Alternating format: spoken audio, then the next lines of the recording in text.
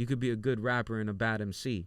A good MC is going to take the crowd whenever it's possible and go live and give people a show, you know? But that MC might not be good in a recording environment. But if you can be both, it's absolutely possible. Even if you're coming from one particular background, don't think that you need to lean into that character or what the world expects out of you. Just like start diving into your writing, be willing to take risks. Like a lot of this shit might seem cliche, but all of it still rings true today. You know what I'm saying? So it's like a necessary evil that has to be filled. And if I don't fill it, then some other crony's gonna fill it. And you know, who better than me? Who better than me to give you this? Sliding in the studio, my album coming soon. Until we get this rap money, trap gon' have to boom. These bricks and these keys and these zips is what we'll do. If you need some fire. Welcome back, folks. Another day, another podcast. You already know the deal. You already know what time it is. You already know how you feel. You're tuning in. And here today we have a very special guest. And with special guests, with all my guests, we like to start with the important questions because the streets, the fans, the Air Force, the people, everyone wants to know, where does the name Orion come from?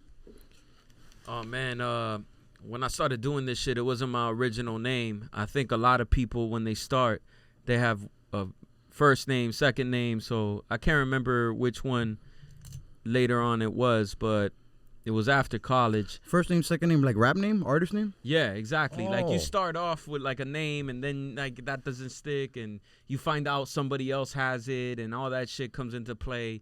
But when I took it on, I was battling a lot. I was in ciphers a lot. I was looking at this shit like how I look at it now still, like on some samurai shit, you know what I mean? So that's what inspires the name, because Orion's is not necessarily a samurai. He's a guy with a bow, right? Fighting a bull. Well, he's the hunter. He's a hunter. Ah, Yeah. got it. Okay, so you're hunting, battling. I kind of looked at me as the hunter in this rap shit. You know, early on, MC battle shit, and the internet wasn't that crazy at that time, so I had no idea if anybody else was using it really. But nobody big was using it in my circle or whatever. What are some names before that you had before that you maybe had to switch or somebody else had something like that? I had EVOL, Evo. Evo, wow. Yeah, and there's a homie of mine. Shout out to Evo the EXI, man, dope MC. Yes. But when I was younger, yeah, earlier it was Evo because I knew a graph artist who used to tag that shit up. Like, this is like early 90s and shit. And I always loved it because evil backwards is love. So I was just like, oh, I'm going to use that shit. But then I found out there was an MC in Detroit who went by that same name, EVOL, like that. Yeah. You know what I mean? Uh-huh. So I was just like, nah, he had already put out like 8 albums and shit. So I was like, I don't want to, you know what I'm saying? I don't want to be biting anybody else or anything like that. So that was while I was in college, man. That was like 2000, 2001. That's crazy. And then, so speaking of names, who's Tony Muhammad, and does he relate to you coming out on the front page of a local newspaper, of an independent newspaper? Yeah, man. Shout out to Tony Muhammad because he is a journalist. He was also one of the main guys running this magazine called Urban America in Miami. And Wow. they put on, like, they had interviews with Recognize. They had interviews with Society. They had, like, interviews with Public Enemy, KRS-One. You know what I'm saying? Like, they really did their thing. And I met him because I was doing a show in a group I was with. And he was part of that show, and we hit it off good. He interviewed us. He's one of, like, the few cats who really, like, looked out for me. And shout out to the homie F Nico. We had a group at that time, and he always looked out for us, reviews, interviews, and shit like that, and gave us the front cover with Omniscient. Shout out to Omniscient. Wow. Shout out to the Shout out homie. to the boy. Okay. Yeah, Omniscient was on that cover with me and F Nico, and yeah, Tony, man, he's dope. He actually was on my first album. I had him because he was also a teacher.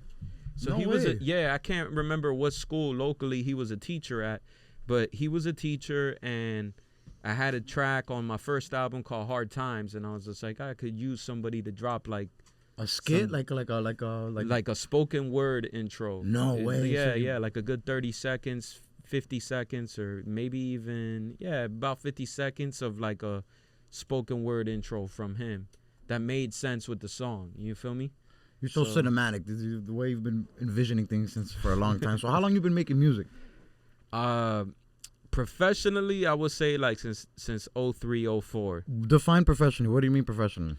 Looking to make product, looking to put stuff out, putting your stamp on it, putting your nuts on it, and being like, yo, buy this. Not just recording, you mean? Not just recording. Not like just recording. So like, okay, just taking it seriously like in a different way. Going to the next level of actually trying to like do shit right, copyright your shit, publish it, all that, you know? What was the first time you recorded? Do you remember that? Yeah, first time first time as an MC, like really rap shit. What do you mean as an MC? What else? Yeah, because I remember the first like What's a before couple that? of times. I recorded a bunch of shit Like what? when I was younger, but it was just like skits. Like my dad had me like, yo, this what's like up? This is like on bad mics and fucking recorders. But as an MC, it would be in 2001. 2001 as an MC, Spitting. actually recording. Because as an MC, I was already spitting in ciphers and shit in the late 90s. That's what I'm saying. When was your first But it time took a long like in those days, like recording studios aren't what they are today. You know what I mean? Such an elaborate answer. They weren't. Like you couldn't just step into a recording studio back in the day like that. You know? What's the timeline on the first time you recorded spitting bars? I'm still lost. 01. Well, first time spitting bars. Recorded. Like it would be 2001. Hands down 2001, because I was already in Full Sail. I was in Orlando. We had a recording studio, and that was literally my first time recording on mics and shit. You know what I mean? Okay. Now, and then from there, like the studios just got worse for me. Like I was in Full Sail for a year, so it set a high recording on dope consoles and dope studios, yeah. And then like recording in people's cribs for the next like 5-7 years and shit. But you know. So I want to ask you, because I don't know if it's purposeful or not. I don't know, maybe if it's subconsciously, but you're very visual with your music. You paint a picture more ways than one, from the location, from the shit you're drinking, from what you're wearing, from just the vibe. Like it's very, very cinematic. One of my favorite bars out of my dad, the underbar, submersed in cigar smoke. Like it's all like visual all the time. Was there a point in your career as a lyricist and your craft that you made that switch, that you started to let me, paint more of a picture? Where does that come from? Like, what exactly inspires this? I want to get your thoughts behind that. Yeah, I mean, that's a good question, because it's like, if I think back to like when I made my first album, second, third album, and then like getting into Domestic Animals Attack with One Take, I think there was a big leap there. Because with the One Take album, I had a lot more. I had 2 big story tracks. Like the tracks were like all story. You know what I mean? And so before, I would just do like maybe 2 bars in the verse that had some kind of like story cinematic feel to it. But I wouldn't lead into that so much. And then I started leaning into it more after that album. So after that album, I was working on 2018, right?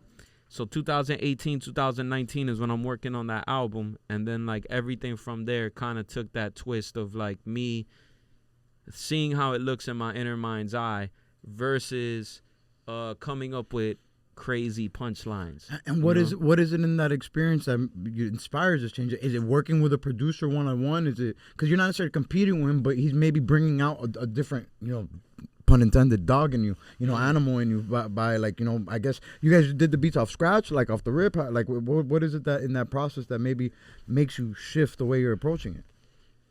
I don't know. I think it was just trying to get as much material done as possible, and then just growing from that, because I've never just worked on one project. So like when I was working on Domestic Animals Attack, I was also working with What They Do with the Substance Abuse album. I was working on other shit. Group projects. So you're doing collaboration projects and even solo. I'm always working on a solo release somehow. You know what I'm saying? So I think it's just a matter of like, the more you write, the more you record, the more you find yourself. Finding yourself. That's great that you're going that direction, because the reason why I'm asking you is because there's a lot of people out there trying to figure writing out, and I want you to give some advice to maybe the struggling lyricist, to somebody who's just trying to figure out his artistry, how to approach music? Maybe he's writer's block. There's so many different ways that we always need inspiration. So how does one become limitless as a lyricist? Like what's some advice you'd give to somebody trying to figure it out as a lyricist? Don't I would say, like, don't pigeonhole yourself. Don't pigeonhole yourself to like an identity of what you're supposed to be. That's where you have to start from. Can you elaborate on that? Like, don't automatically think you gotta fit in a lane that you gotta be because of, dog. We're all, like, there's so many artists now and shit. So it's like, even if you're coming from one particular background, don't think that you need to lean into that character or what the world expects out of you. Just like, start diving into your writing. Be willing to take risk. Like, a lot of this shit might seem cliche, but all of it still rings true today. You know what I'm saying? So I think it's just that. I think it's a matter of writing and being comfortable with your voice after you recorded it is two different things. So if you're a recording artist, if you're a rapper, you know what I'm saying? There's an MC and there's a rapper. You could be a great MC and a bad rapper. You could be a good rapper and a bad MC. A good MC is going to take the crowd whenever it's possible and go live and give people a show, But that MC might not be good in a recording environment. But if you can be both, it's absolutely possible. There's legends like LL, Cool G Rap, you know what I'm saying? Rakim, KRS, and even today, you know what I'm saying? There's like Method Man, Redman, like these cats is like, they've mastered both, But there is an art to recording. That's why it's called the recording arts. You know what I'm saying? So it's like, cats gotta like really hone in on their voice, hone in on like what you feel comfortable with your delivery. Don't rely on technology. You know what I'm saying? And I don't just mean that in the standpoint of like, auto-tune or whatever. But it's something as simple as a great mic or a great preamp. Like, okay, you dope, but if I took that preamp away and that mic away, are you still dope? You know what I'm saying? So there's a lot that goes into it, and there, if no ands or buts about it, dog, you gotta put in that practice. There's very few of us that like come in this shit off the gate polished. You hear comedians talk about this all the time. Comedians talk about how like Dave Chappelle 10 years is such a dynamite comedian, you know what I'm saying? But there's a lot of comedians that will talk about how like, bro, I bombed for like my first 5 years. Yeah, comics say you're not good till 10 years. You're not even You're not even okay till 10 years. That's what most of them say. Like all of them, even comics that don't fuck with each other, they all stand by 10 years. When it comes to rap, there's this stigma that's like placed on MCs of like, yo, you gotta be good off the gate. That's true. You gotta be Nas-o-matic. There's no room for improvement. There's no grace. There's no like, hey, figure it out. That's because so I don't crazy. know, we were fed a narrative that like very toxic. Hey, very toxic. Kind of, toxic, but like hip hop's toxic. Hey, listen, hip hop's toxic. It's the only music genre where artists are shooting each other and killing each other. Like other genres, beef. They never murk each other. This is true. It's a toxic. Like at the end of the day, it's some bullshit. And it's like, with rap, it happened in reverse. Like, okay, look, Metallica, phenomenal band, right? Iconic band. Their first album, Kill 'Em All, to the real rock fans, that shit's a classic. But that shit was not a classic worldwide. They released like 5 different albums before they had their breakout platinum album. That changed. With rap, it's in reverse. With rap, they want you to do that off your first album. And if not, then your second album better do it. And if not, then you're done. Right. That's how you're a one-hit wonder. You're terrible. That's how they were treating rap early on. And that stigma kind of carried on. I'll tell you another stigma that carried on for rap, dog. I'll be putting on these shows. I put on La Plancha and all that shit. Shout out La Plancha. And maybe we're going to get into that shit later. We'll get into it right now. Since we're on this, I'm going to just say this. Rap, when it comes to live, as a live performance art, gets shitted on more than any genre. You know what I'm saying? You could have a rock band or a jazz band that nobody really knows, and the venue will be willing to pay them just to have 7 people there the whole night, whereas a rap act comes and books the venue and they only bring 20 people, and the venue will front on them like they they were whack the whole night. Like, you didn't bring anybody. You only had 20 people here. Meanwhile, you're paying top dollar for a rock cover band or a fucking jazz band to perform for 8 people throughout the whole night. Yeah. How does that make any sense? How do you pay for a band on one night that only brought you 8 people throughout the course of the night? You know what I'm saying? And that's okay. But then rap music is like, oh, yo, you only brought 20 people. It makes no sense. It's like, I think it's just more of a supply and demand thing. I think a cover band's gonna be, catering to the crowd, the masses, so they'll be playing everything. So it's almost like you're getting a DJ and live performance in one. You feel me? As opposed to an artist, trying to promote and trying to get their name out there. And like at the end of the day, as an artist, you gotta fill that joint up. You feel me? You gotta get your people there. You feel me? And it's like, hey, in a beautiful world, sometimes you don't get your people there and you make fans, but that's not what that venue wants. As a owner of the venue, maybe I think that's just the perspective about it. But what's Finding Forrester about? oh, the Finding Forrester intro that we use for Freebase. Did you see the movie? Because I didn't know what it is. I searched what the sample was saying, and it showed me the movie, and I don't know what it is.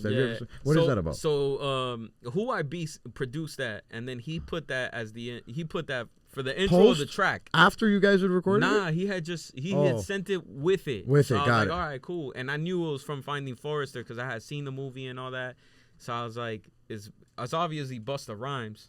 You know what I'm saying? In that scene. Oh, I don't know. I haven't seen Finding Forrester. That's you what I'm should asking check you it what the out. movie's It's a about. dope movie. Okay, cool. So it's like, it's like one of these like imagine like a Good Will Hunting type vibe. But hip hop? Of a movie. Nah, it's not hip hop. That's the one scene in it that's more like hip hop. Sean Connery's in it. What? So Sean Connery plays like this professor. That's crazy. And he sees like brilliance in this kid. So that's why like that movie kind of is very much like Good Will Hunting, or you could say that Good Will Hunting is like it. I don't know which one predates the other, but we're gonna drop it right here. Very much like that, yeah. And we mentioned La Plancha, so let's get into that. What inspires La Plancha? Where does that idea come from exactly? Have you said it on the interview yet? Possibly, yeah. No, we're gonna say it now again. We're gonna say it again and shit because Heir motherfuckers Cast. need to know. Me and Excess, we were already doing a lot of tracks together and shit, and he's a DJ, and so I was just like, yo, he wanted to do a show, and I was like, all right, I'm with it, and he was like, we gotta come up with a name for the show and this and that. I'm like, all right, cool. So we start bouncing ideas, and dog, we must have bounced like a million ideas, bro.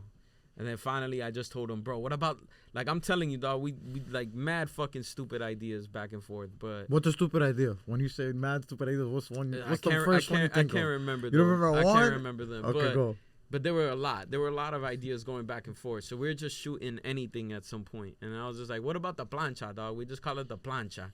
And he's just like, oh, yeah, like a fucking clothing iron because you got to use like we're like on this tip. We're like, yo, you got to use the clothing iron to get ready to go out and get fresh. You know what I'm saying? Got to use the hair iron to look fresh when they go out. You know what I'm saying? And we went in deep with it. And I really just said it because we were fucking throwing everything at the wall, bro, at that point. We had gone through so many names. Coincidentally, he told me that a couple of him and his boys, I don't know when exactly, this is something Excess would know, but they threw an event and they put a mic on a fucking clothing iron. They called it the dual or the iron mics. So for him, when he heard it, he's like, it resonated with him. For me, I was just throwing it out there because of that. Kendall versus Hialeah had happened, and one of my lines was about like a plancha, so it was like fresh in my mind, I guess, when I told him. And so yeah, man, and it stuck, bro, because like after we both talked about it, we were like, yeah, let's roll with this. You know what I'm saying? It makes sense. And from day one, did it always have like the competition aspect of it, like who somebody performs and takes the plancha home? Like yeah, because when we talked about doing the night, and I was just like, yo, like, you don't want to be the promoter, like, I never want to be the fucking janky promoter. No, right? we're artists. It sucks. Yeah, I know. But imagine, you that's feel part me? of the game, but right?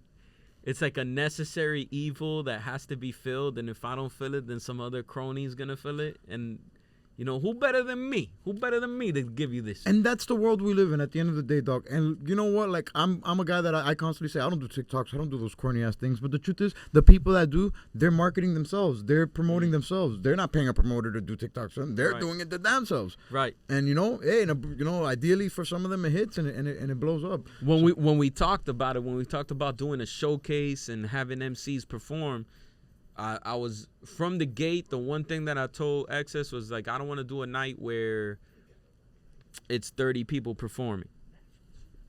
I want to do 5 acts. 5 acts get their time on stage. They get to perform. They perform for their people, and that's it. Way better. That's a big complaint. Yeah. I've never been to Rolling Loud to this day because it's too overwhelming. I love a lot of the artists there, but I want to see them perform a whole concert. I don't want to see a 15-minute set. You know, whatever. Next artist. Like, it's just not.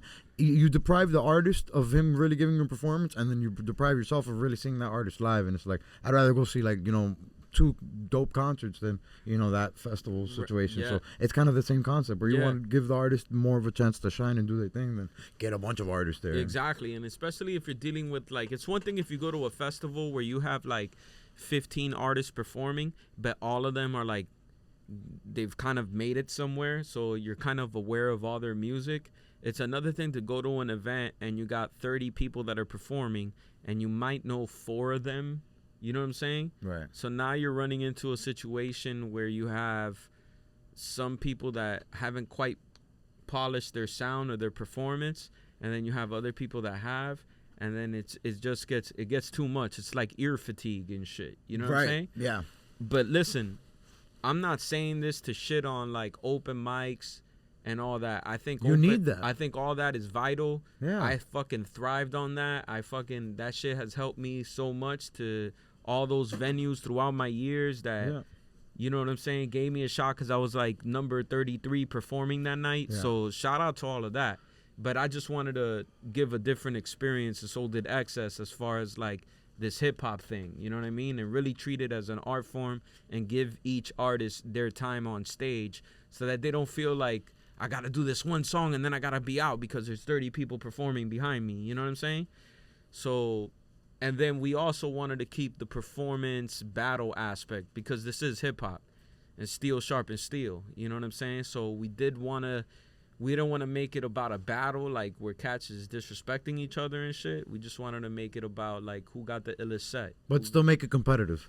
Yeah, still incentivize people to treat it competitive because Because like hey man, I'm big on everybody. You know, I don't necessarily like participation trophies, but I like to, you know, hey, shout out to participation. You know, I'm very supportive, but at the end of the day, you know, I also want to reward people that take the extra initiative to be the best at their craft, you know, to put the effort to, hey, that's a lot of effort and choreography and, you know, they performed and, hey, no vocals, no instrumental. Hey, he did a whole record a cappella. Like, you have to, you know, it's the craft. Look, when we go as artists to whatever event it is, and whether it's 5 people performing, 100 people performing or whatever, we all talk about it after.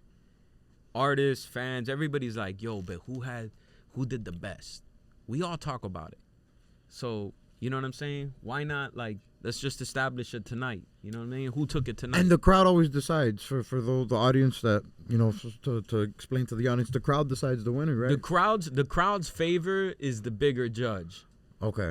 But there's 2 other judges, and that's me and Excess. Always. Yeah, okay. Always. Cool. But the crowd, like, we're obviously going to be influenced by the crowd no matter what. Of course. You know what I'm saying? Yeah. So, but yeah. You're not going to be in denial. Facts.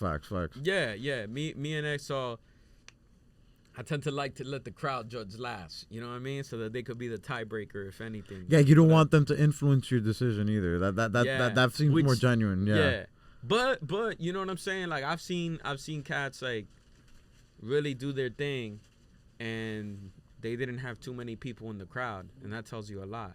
It's like, yo, you won everybody over. I saw you, dog. You came alone. You know what I mean? That's the beauty of it. That's the nature of the game. You know, that's the sport at its finest. At the end of the day, that's what makes this an art. The same way sport is an art, music is an art as well. And at the end of the day, when the audience is there for one thing, the craft, you'll have those moments. You'll have those moments where, hey, hard work beats talent when talent, you know, refuses to work hard. So And then how are you still getting checks off that piff? We put the movement. We put the movement on there. Okay. Me, one take, and Ethnico put the movement on there. Shout out One Take and Ethnico. That's cool. Yeah. Shout out that piff too, man. I used to stream all my shit. Not stream, listen to all my music off. Download projects off there when I was in high school. That was the shit. And what moment inspires the 12-pack technique? Clip right here for his video of that. The 12-pack technique. The 12-pack. Oh shit, that's right. He's on a 12-pack right now. Yeah, I'm on a 12-pack right now. So, yo, man, the 12-pack technique came to me by God, bro. I can't give anybody else the grace but God. And I was at home, and I was just like, this is asinine. You know, I'm taking way too much time to unload this 12-pack into my fridge, bro. And it hit me, bro. Like, the spirit of Leonardo da Vinci came in my brain, and I was like, wait a minute, this box can help me. And boom. And so I opened the back up, got it in there, pushed it in, and bro, it was like, it's great. It's changed my life. Yeah, I do. Changed my life. I've done it. I do it here and there. I don't drink beer a lot, but here and there sometimes when I've seen the opportunity, I've done it a couple times. I do something similar now for water. My packs of water, my 24 packs of water, I'll like rip it up the top and rip it at the bottom, and then I'll just like, whoosh, I put them all in my fridge. It's way messier, but it's inspired by you. And so you're like leading the game with marketing and not just packaging the music, but then La Plancha and giving artists a way to package themselves, not just for performancing, but getting out there, winning the crowd over, meeting fans, connecting with people. And we were talking about this before we started rolling. That's part of like being innovative, changing with music and the game and technology as time goes. The internet's gonna come, social media is gonna come, and we have peers that are stuck behind, that don't adapt with the times. They're like, fuck that, we don't need to do that, and they just at the end of the day they're depriving themselves and their future fans, their potential audience, by not getting with the times. What's something right now that you think is gonna be big in the next couple of years? Because I just seen a tweet where, bro, live streaming is so new, bro. Periscope was the first type of live stream ever, and I remember like 10 years ago my dad was talking about Periscope and I was laughing. I was like, this shit's corny as hell, nobody's gonna be on this shit. And now everybody's live streaming. Is Periscope still around? No, they got bought out and they turned into Twitch and all these other things. The technology got bought out by I remember by when Twitter. I remember the same thing when Periscope came out, but I didn't know they got bought out by Twitch, and that makes perfect sense though. That was the first time the technology was out. I think they got bought out by Twitter, to be honest. But like the point is, Twitter didn't really shake anything with it. They were like behind, and then Twitch and all these other people came out with their own things. What's something you think is the future for artists? Vaccines. Nah, I'm just kidding. But you imagine that? Yeah. Compound V. Compound V. If you look back to my Esperanza album, people are getting vaccines. So, you know what I'm saying? Like, it's the future right there. I don't know, man. I think it's just, I'm always envisioning what can I give a better experience to the fans, to the people that want to support this. And so I've dropped tapes before. I've dropped vinyl. I've dropped CDs, of course. And then I've always wanted to do this with this tape cassette, with making it a USB. And early on, the cost was just too high for an independent artist, anyways. But now the cost is at a point where I can make it happen to print these. Not have to charge everybody an arm and a leg for one copy or whatever and shit. So, where the future is going in this, man, I don't know, man. It's crazy because we got AI to the point that it is. And do you think it's gonna go back to physical things like this though? More like exclusivity, like less streaming services, less everywhere, like more like, hey, this is unique, only you could have this and listen to this if you have this. I mean, Kanye was trying to do that with that app, with that technology, he came out with.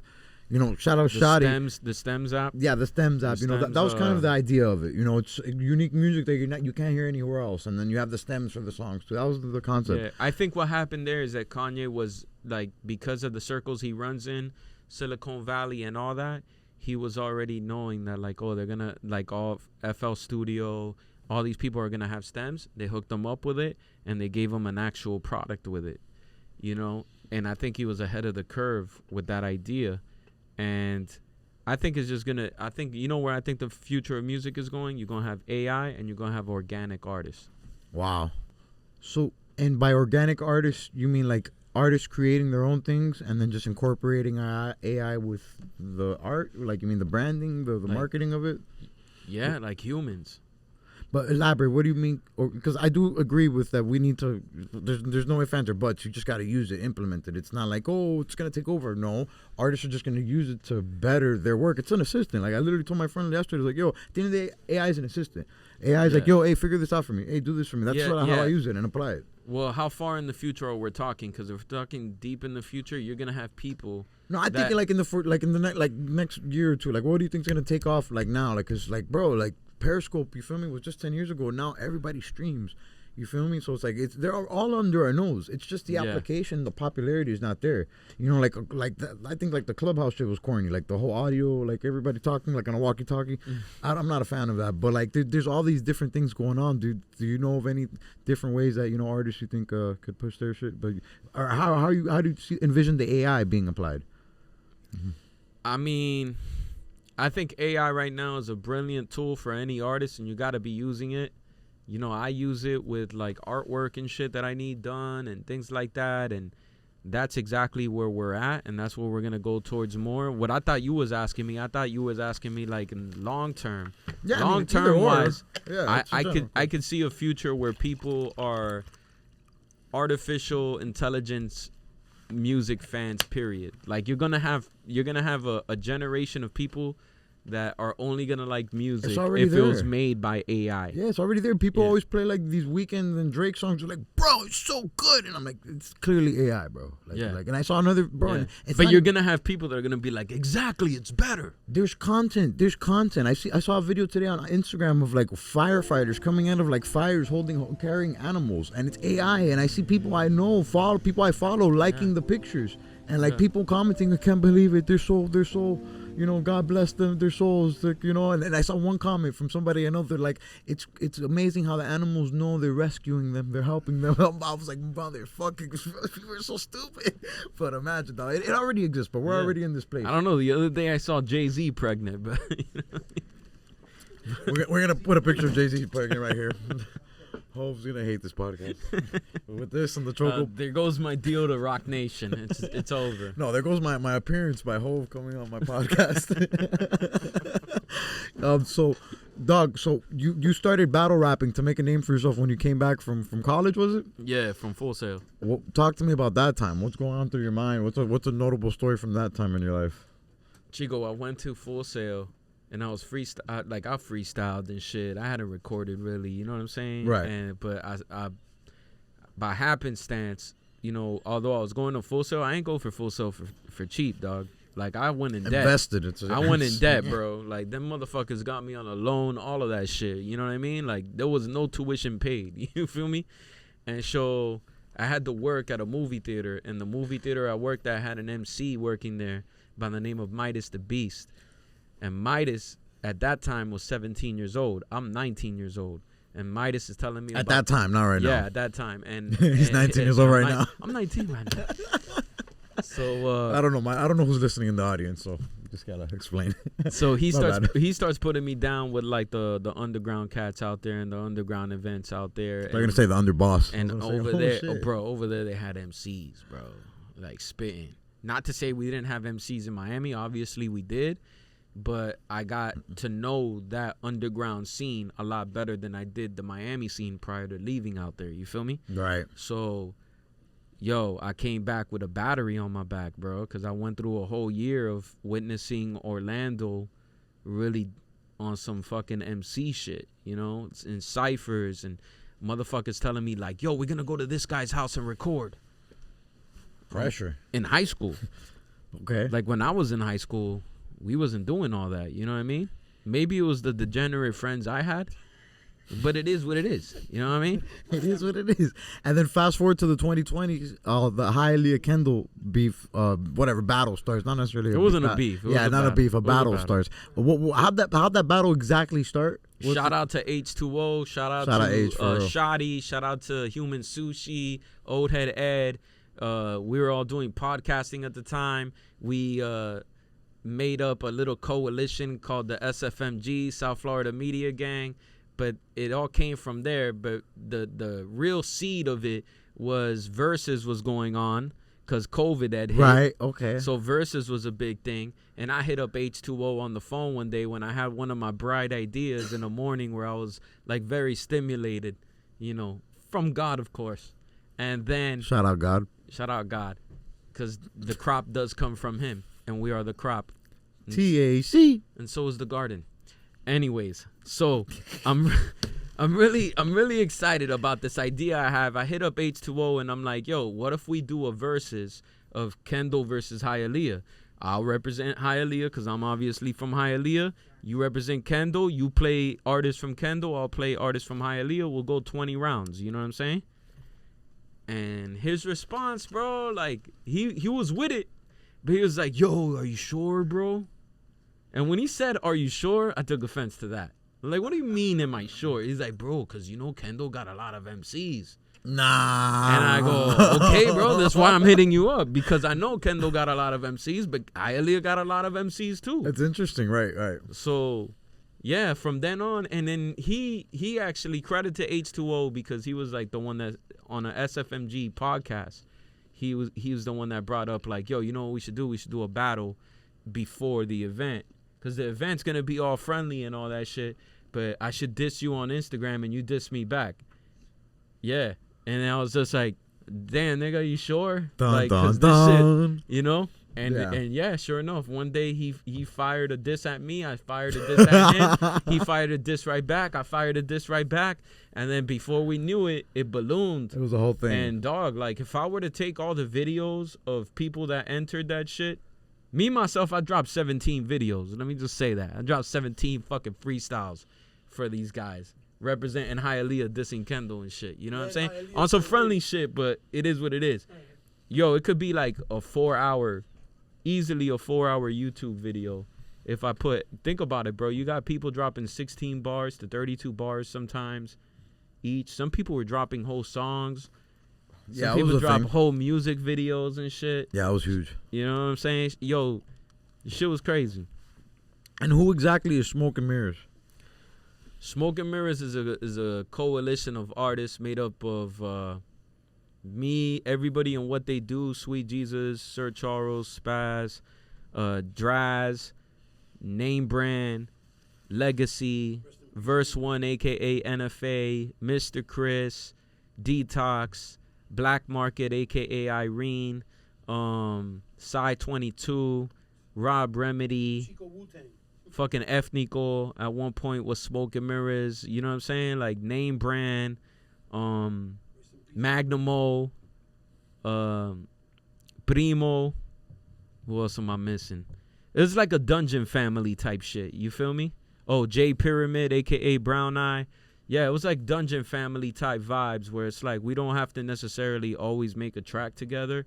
It's just like we're all gonna push each other and shit, you know. And we did release like a whole mixtape together called The Line in the Sand. That's like all of us like on different tracks and shit like that.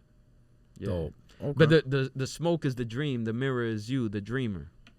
That's the whole premise behind it, which is off the 4 Agreements, a book called The 4 Agreements. Incredible. The first chapter Is is the smoky mirror. The smoke is the dream, the mirror is you, the dreamer. And you know, like we say mirror. Mirror. Yeah, Instead of- the spelling is different. Yeah, right? instead of Chico, instead of nigga, we say mirror. Mirror. You know what I mean? Mirror. So Mirror if on like the wall. if you listen to what they do, Ultimate High, the hook we're saying mirrored. You know, a lot of people probably interpret that as like, what do you mean a mirror? Like, you know, I'm saying in the hook, asking my mirror to drive. You know what I'm saying? This hip hop like drugs, the ultimate high, getting my mental buzz, asking my mirror to drive. So a lot of people might not know that I'm saying mirror is like I'm my homie, my brother, my Yeah. sister, whatever, whoever's Around. with me. Yeah. Yeah. Dog. In New My York, 4. Los Chatos used to call us miras. Miras. Miras. Mira. Mira. Mira esto. So speaking of Smoke and Mirrors, do you think the moon landing's really fake? Yeah. Yeah. Yeah. Right. Me too. Yeah. Yeah. Too much shit has come out. And why haven't Too we much. gone Too back? much good arguments for it. Why being- haven't we gone back? Right? Yeah. Yeah. Yeah. Craziness. But I don't believe in that whole firmament shit. What's firmament? What The does that whole mean? fucking flat earther. Oh, no, I don't believe. There's Yeah, a firmament. We're in a bowl. the We're two, in a bowl.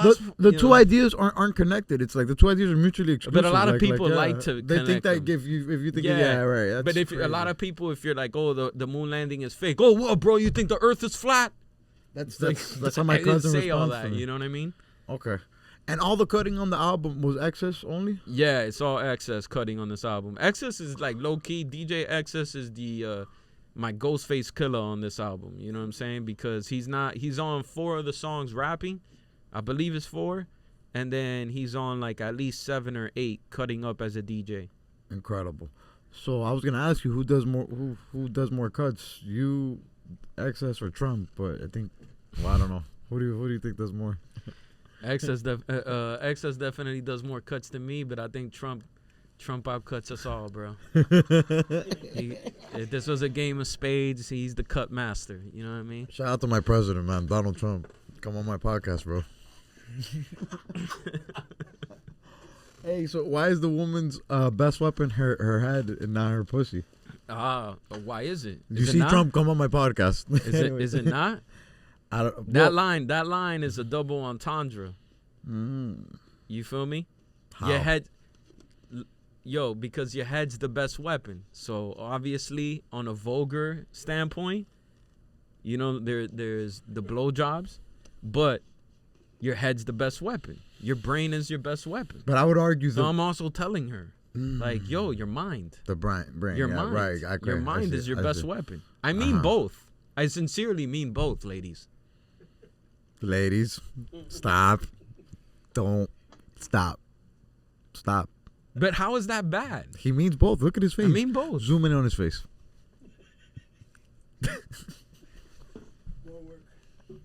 Yo, and then you got the bar about Compound V, one of my dad's favorite bars. Actually, we're going to bring out the notes just to get it right here.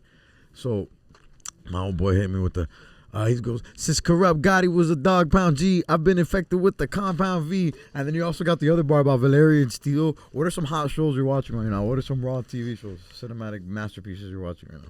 Or don't have to be masterpieces. I don't put so much pressure. I just finished, bro, I love watching movies and TV shows and shit, no doubt. So it's like I just finished Squid Game 2. Oh, was it dope? Yeah, it was cool. The first episode was a sleep fest. Really? I liked the first episode. I put the first episode on. Oh, you're talking about the first episode of this season? Yeah. No, the first season is a masterpiece. First season of Squid Game is a masterpiece. The thing with Squid Game, bro, is like, shit could make you feel uncomfortable, like if you're racist and shit, because it's like they'll be showing they'll show a new character, like a character will do all, and you're supposed to recognize who this is, and I'm just like. Oh, so you're doing like what people do to black people? They all look the same. You're doing it with the Asians? You kind of feel that way. For me, like a lot of times it was just like, they'll be like, dun dun, show you a character, and I'm just That's like. their names. I do the same thing with their names. Their names are like Tatung, Hingokang, Hatam, Pakang. Yeah, and I'm just like, yeah. I remember them by like their storylines. I thought I saw that guy earlier. Okay. You maybe did. It's like.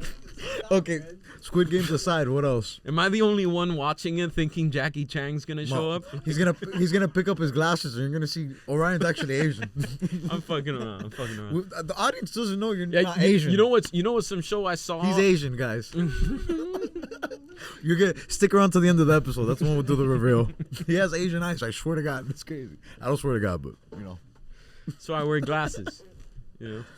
Speaking of glasses, you see those are the wolf glasses. This is the wolf glasses, man. Shout out to Money Mowgli, man. I got these from him, and no way. Yeah, I love these joints, bro. Can you see clearer with them? I can't see shit. Oh, so I can't see anything. Okay. Like I'm just going on echolocation right now. Plus, you're Asian, so glasses are dark and the eyes are small. It's crazy. I'm fucking gone, bro. Yeah, that's crazy. Okay, it's a miracle I'm here. So no other recommendations besides Squid Games? Well, I was gonna say I was watching this show. It's not necessarily new, but it was on FX. It was called Reservation Dogs, and I found it mad interesting, bro. It was mad dope. It was like based on these kids in a reservation, an Indian reservation in I want to say Oklahoma. It was dope. It was like 3 seasons that I saw and shit. 3 seasons deep? I thought that was a brand new show.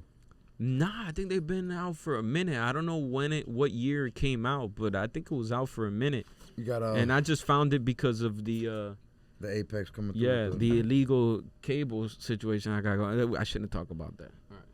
Yeah. Yeah, I would say we're gonna cut it out, but we're Fuck not. that. That's great content. Yeah, Anyways, fuck Comcast. but fuck Comcast for real, Xfinity. Damn, fuck. I was about to hit you with a fucking question. Bro. I'm burnt. Oh, but Compound V, bro. I love The Boys, and The Boys had Boys is season 3. The season 3 was No, I don't know what season 4. they're at. They've finished Season 4. 4, but season did you 4 see 4? It dropped in 2024, right? Yeah, it This dropped shit last dropped season. so fast. Nah, it dropped last season. Early last season, it dropped.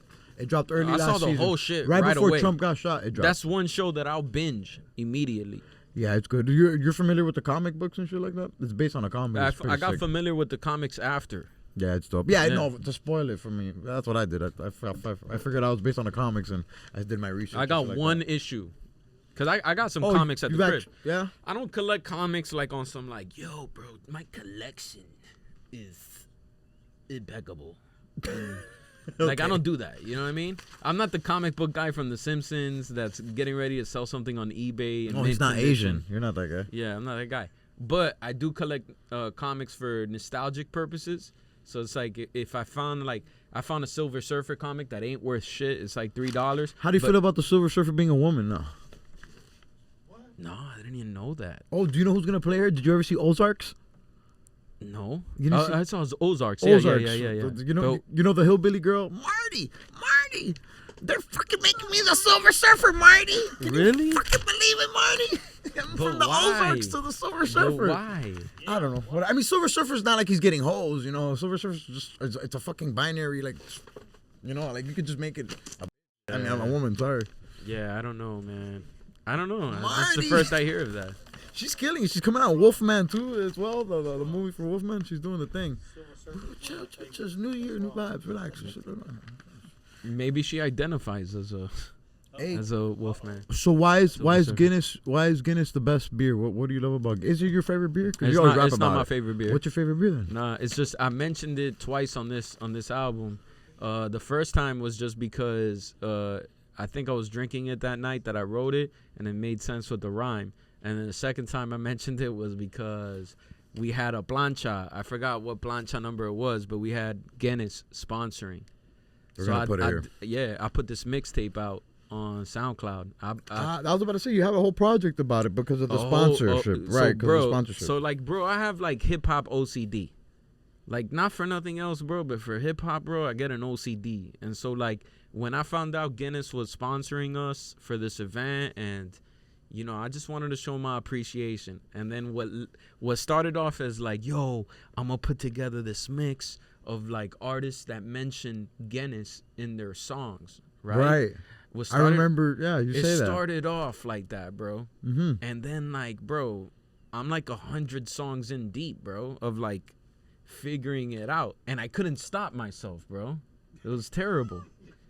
My kids, OCD. I my get it. kids, they were asking for I was like, leave me alone. Like, Dad, it's Christmas. Calm down. I'm doing important work here. Dad, it's my birthday. And I'm online Googling Guinness in rap lyrics. How did I not know that OC mentioned it in the Jules album? I love that album. And so I got this big ass mix together, and Excess, although he's my dog, like, dog, favors only go so far. And I knew me You're going to his running house out. with like 100 songs, he was gonna be like, yo, nah, bro. Like, Tying up. so I did it on my own. I mixed it on my own. And then as I'm doing it, I'm just like, hold up, dog. How am I going to be putting on all these other artists and I'm not going to put a track on this shit? So that's the Benji Greenbacks joint. One of my favorite songs on that shit. Featuring Big G and Bogey. That's why I dropped that verse. If you listen to the Guinness mix, my verse is on it with the beat and everything. And Big G and Bogey, the reason they're not on it is because I had literally recorded that shit for the mix, put that shit on the mix, and then later on, I was just like, all right, let me get Big G and Bogey on this shit, because originally that shit was supposed to be Death Comes in Trees with me, Mowgli, and Excess. But Mowgli had passed on that beat, so I was just like, I still need a Wolf on it, and I need a Low on it. So I hollered at Bogey and I hollered at Big G. Okay. But I love Guinness. Guinness is great. It's good. It's good. But did you say I which can't was have your a favorite? 12 pack. I can't have a 12 pack of Guinness. So what can you have a 12 pack of? Bro, I could drink a whole 12 pack of Corona and be straight. What's your number one? If you know how the people have a last rites meal, like last meal. What's your last beer? Kentucky Cream Ale would be my last beer, but it's got to be chilled. It's got to be chilled. The glass chilled or the bottle chilled? The beer itself got to be cold. That's like a dessert beer. You can't have that shit. What's your ideal way to drink a beer? Cold, obviously, but like cold out of a draft, cold and poured into a bottle in a chilled glass. How do you like it? Straight bottle. Straight bottle. Straight bottle. Straight bottle. Wow. Yeah. What's you doing dancing back there? Oh, you're telling me to hurry up. Sorry. Shout out to your peoples in North Carolina. That's because that track You Heard of Me was produced by Colt 45. He lives out in North Carolina. And we got mad people. Yo, Miami-Dade, Broward, we got mad people out there. Kingdom Come, Elohim, Jasper, a.k.a. Dirty Works, Proto Man, Gaps. All these cats is living out there in Asheville, North Carolina. It's a different scene out there. It's dope. They got some mad shit going on over there. And how some groups and artists have background singers or dancers. You were at one time had a stint as a background rapper, to my understanding from my research. Can you tell me about this time as a background rapper for a band? I wasn't the background rapper. I was the rapper. The rapper. Okay, so I was the rapper in the crew. H getting me in trouble and so shit. Shout out to Elastic Bond. That was a group I was in for a band I was in for like 4 years. Shout out to I actually saw the singer the other day at the Lincoln Beer Show, Sophie Encanto. Shout out to her. Andres Ponce was the main producer of that shit. Yeah, that shit was dope. We released the album and everything. What was the name of the album? Excursion. And they were playing live music and then you'd spit over the live shit, right? Yeah, the shit that was dope about them. So like that era was 2000. Shit, I want to say 2006 to 2010, right? And in that era, there was a lot of jam bands that were going on in Miami. You had Spam All-Stars, you had Suénalo, Catchy Shubi, a lot of different jam bands, and they were slowly bringing in hip-hop. Suénalo more so than Spam All-Stars. Shout out to Amin, dope MC from Suénalo. And so we came in right at that same synergy and area of that shit going on. And fucking Andres, the producer, was a keyboard player also. And so I actually had a band before that called Savia Bruta with Ethnico, because me and Ethnico had a group, and we were like, yeah, we could do hip-hop shows as just the two of us and a DJ, but then we got to have a band too. And me and Ethnico linked up with some dope-ass cats, bro. There was a group called Scampira that did, like, ska music, but they were down to play hip-hop shit, too. What's ska music? Ska, bro, is, like, fucking No Doubt.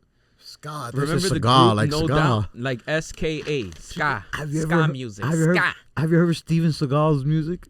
He did, like, a dancehall reggae song. Yeah. You ever heard it? Yeah, I heard it. And, like, he took election. I didn't even know if it was real or some Chico, AI he's shit. low down. He's crazy. Okay, and Doug. So one of my favorite songs on the album, you say, "Who are you to define what real rap is? Who determines what real rap is?" So elaborate on that bar, because it's, I hate the discussion nowadays. Oh, it's not real rap. That's just whack. And listen, I'm not the biggest fan of TikTok hit music. You know, I'm not the biggest fan of all music. You know, but the same way I'm not a fan of old shit too. Like, I like what I like. You feel me? And I like a lot of new shit. You get me? And I just feel like back in the days, like in the 90s, there was also a group of older people that were like, oh, I don't like the new shit. I like the older shit. And like, it's just the vicious cycle of music. Like, that's a fandom and audience. Who determines what real rap is, in your opinion? The listener. Facts. And so that's what I meant by that line. Like, who am I to define what real rap is? You know, I used to get envious of those I predate. You know what I mean? Facts. Nah, just get live and serve y'all the free base. Exactly. You feel me? I mean, dog, it's to each his own. This shit is very objective. Is, you know, I think when you're an MC that comes from, like, quote unquote my pedigree or whatever, people look at my music as, like, I never wanted to be that my whole album is talking about whack MCs. Because, like, underground hip-hop has that thing where it's like you're always rapping about the fictional opponent. Yeah, beefing. You Always know? beefing with nobody. And you're always like rapping about the whack MC.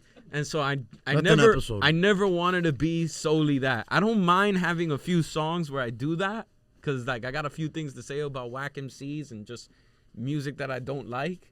Like that's cool. It's cool to like critique music in your own raps or in your own songs or whatever. But that doesn't mean that I am the governor of all and the shit is not dope unless I say so type shit either. At the end of the day, the guy we're trying is a byproduct of braggadocio or rap. Because to rap braggadociously, you have to shit on somebody. You have to set a bar. Like, yo, I'm raw because this is bad. I'm this level because not this level is whack. And who's the not this level? So you have to personify it and say, that person or your man's. I'm typically, trying the girl's man on my records. It's like your man's, type shit.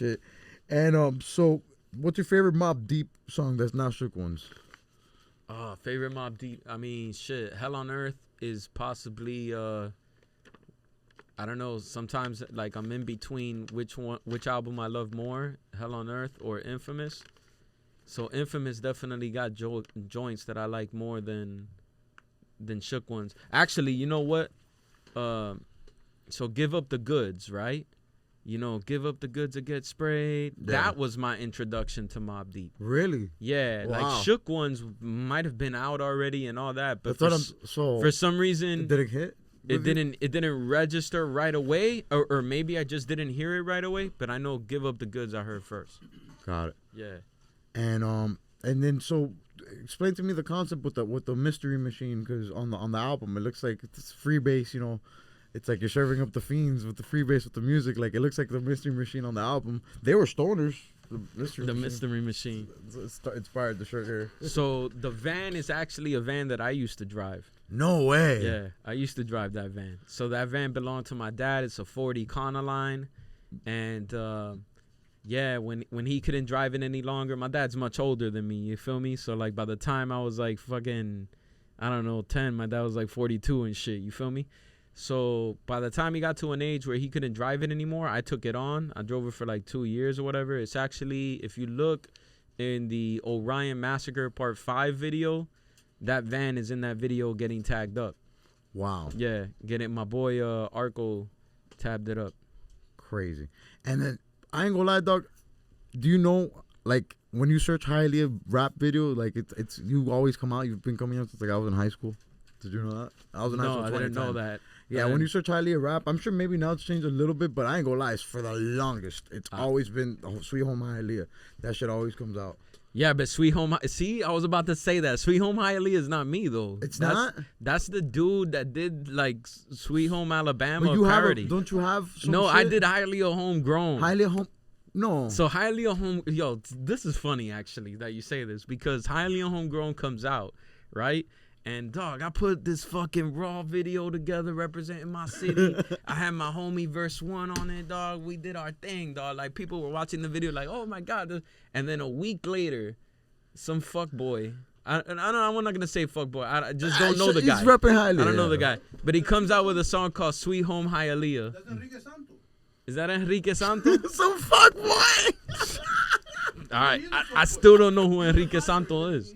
Hey, bro, shout out Enrique Santos representing my city, man. But so he comes out with Sweet Home Hialeah, and it gains a lot of traction because it's funny, and you know what I mean. And I remember I wasn't like, when it came out, I was like, yo, what the fuck, bro? I came out with Hialeah Home Good. I was like, oh, all right, cool. The timing. No, I was like, all right, cool, whatever, dog. It's funny that it came out around the same time. I didn't think nothing of it. And then one day I'm at a venue. I'm not gonna say the DJ's name, but he's has Hialeah ties and all that shit. And he comes up to me, he's just like, yo, bro, Hialeah Homegrowns, bro, fucking crazy, bro. I love that joint. I love the video.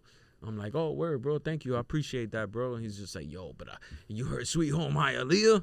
I'm like, yeah, I heard Sweet Home Hialeah. He's just like, I play that shit all the time. Dog. Shut your ass up. And I'm looking at this dude like, what? Pero ¿por qué? ¿Por qué? And speaking of Hialeah, every episode we end with a big 3 draft. So we're going to draft the best Hialeah spots to eat at. And we're going to go one by one. Whatever you draft, I can draft. Whatever I draft, you can draft. Guess always goes first. What's up? Raw Hialeah spot. Moto Castle. Damn, it's a good one. It's a good one. I'll raise your Moro Castle with the Chicos. I'm gonna go Flanagan's. Damn, that was left field. I, for some reason, that went under my nose. That's crazy. All right, man. Molina's. I like Molina's, but I don't know if I like it more than Flanagan's. But I like Molina's. I don't either. But you took Flanagan's. Yeah, I like Moto Castle more than all of them, to be honest. That's why it's a number one pick. That's a nice number one pick. That's an S tier pick. So right if there. I would have given number three spot in you Hialeah, you got to. Gotta figure it out. Dead or alive. Damn. It goes. Go ahead. Oh man, nah, you know what, man? I miss that? Dead or Alive's not a place, right? No. I'm fucking around. Like Dead or Alive was a video game when I was younger that had mad titties. Like it had animated Chinese people like you, but chicks, not guys with tits. Chicks with tits, and it was a fighting game. But like they made purposely, they spent a budget. They were like the video game designers were like, hey, relax, add tits on the girls right now, and it's crazy, it's crazy. What system was that on? It was on 360. That's when it was like one of the first games that.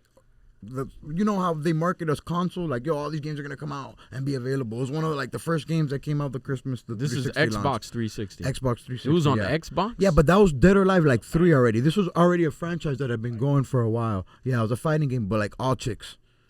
Yeah. Shit. Titties, chicks with titties. That's crazy. To clarify, there was not one flat chick in that whole roster. There was not one flat chick. Look, my boy RJ's here on the side. His episode's here, but it's crazy. Yo, crazy. I'm gonna order that shit right now when I get off this podcast. Order that shit. All right, I'll give you the third one. It's gonna be on. You can't leave unless you do it. Dog, I don't know why I always forget the name. I always forget the name of it, but it's over on 9th Street. El Tropical. Damn. El Tropical. I'll give you a Tropical as the third one. That's cool. Yeah. Which a Tropical to me is tied with Don Bang. And what is that? Dupang. Don Camarón is opened up by the Walmart, but they're not really highly exclusive. What I'll say for my third spot, man, you know what? I'm gonna say Vicky's. Vicky's is legendary, you know. Okay, all right. Vicky's. I'll give you that. And that's a callback to episode 1 where it's just Vicky, OGY boy in the house. Oh, Riconcito, damn. That you see, I missed it. Well, the draft's locked, guys. That's how it works. You can't go back and. That's it. It is what it is. And listen, Free Base out now. Hit them up for the physical cassettes while they're available. Supplies are very limited, as you can see here. We already got 3, so. Did you get all the questions? And a package set. Yeah, I mean, well, you got some extra questions? We got extra questions from the audience? Did you get all the questions? Jesus, that pressure. I don't know. Fuck. You gonna ring this? I think I did. We're good. I don't know where the second page is at. There's a lost second page somewhere. Oh, never mind. I got it here. Oh. Yeah, no, we're good. I mean, we already talked about the Hialeah shit. Well, you got anything you want to talk about, buddy? Nah, man. Thank you. Thank you for having me on this, bro. I appreciate it, man. Thank you for everything you do. Fun. You know what I'm saying? Free Base available. Hit me up on Instagram, brassball09, all that good shit, and appreciate you, dog. Message for the people before we get off. Keep striving, do what you do. Follow me, brassball09. I will guide you in this life. And now the reveal for the episode is going to be you showing them you're Asian, okay? So I'm going to do a countdown. Look at the camera. And you're just going to lift the glasses and they're going to be like, he is Asian. You're going to fall in love with his baby blue. You have to black it out. You have to black it out. No, right you're there. Asian. I'm going to make you Asian. You don't understand. I'm putting Bobby Lee's face over you. We'll see you next week. Peace. Have you seen that Theme shit? music. Sliding in the studio, my album coming soon. Until we get this rap money, trap gon' have to boom. These bricks and these keys and these zips is what we'll do.